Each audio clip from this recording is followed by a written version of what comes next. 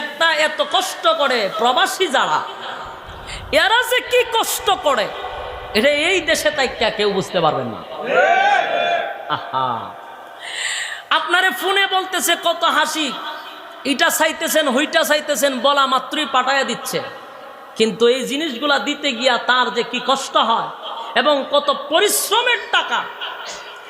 আমরা বাহিরে গেছি, দেখছি অনেক বাঙালি আমাদেরকে দেখিয়া মুখ লুগাই নিছে, শরমে লজ্জায় পরিচয় দিতে চায় না দেশে বাঙালি। এমন অবস্থায় গিয়া পাইছি যে যদি কইবা আপনি কি বাংলাদেশিতে দিহি মরে যাবো লজ্জা।